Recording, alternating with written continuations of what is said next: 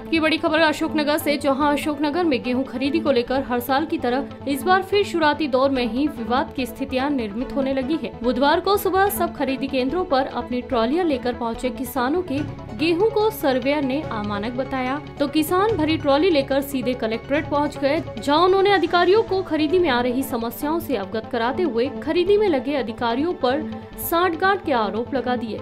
किसानों की नाराजगी देखकर मौके पर तहसीलदार रोहित रघुवंशी और खरीदी से जुड़े कुछ अधिकारी पहुंचे और गेहूं के सैंपल लेकर टेस्टिंग के लिए एफसीआई पहुंचे।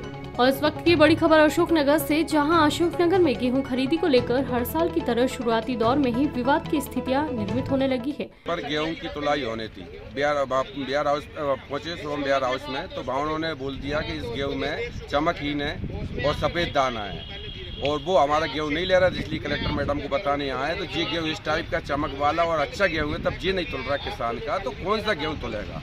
पैसे की डिमांड की तो हम नहीं बोल सकते, हमारे समक्ष नहीं आई, लेकिन सब अधिकारी आए, जिम्मेदार अधिकारी कोई नहीं आया कि ये बात है। खाद वाले भी आए, लेकिन हमको जिम्मेदार अधिकारी ने संतोषजनक जवाब नहीं दिया। कोई प्राइवेट एक सर्वेयर आया, उसने ये चीज हमको लिख के दी।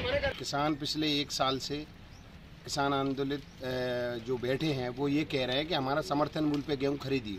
मंडी में जाते हैं तो समर्थन मूल्य से नीचे खरीदा होता है 1900 रुपये में। यहाँ आकर यहाँ सोसाइटियों पर पहुँचते हैं तो ये कहा जाता है कि ये चमकवीन है।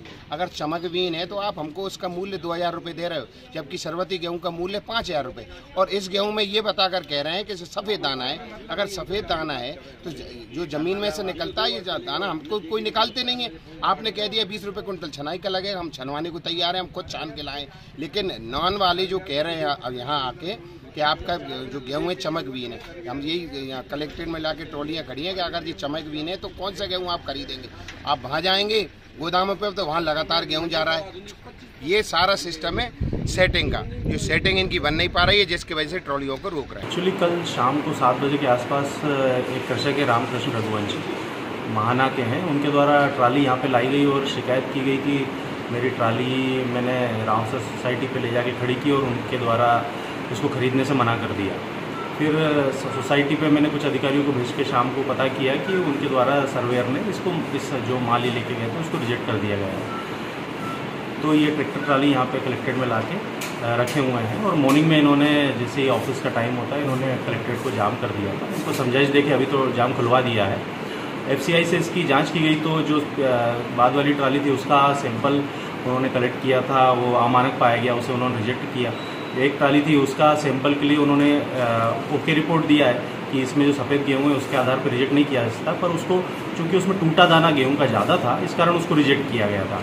तो हमने वापस से दोनों ट्राली को रवाना किया है और छन्नी लगा के पूरा उसको छनवा रहे हैं ताकि जो अच्छा दाना हो वो खरीद सके।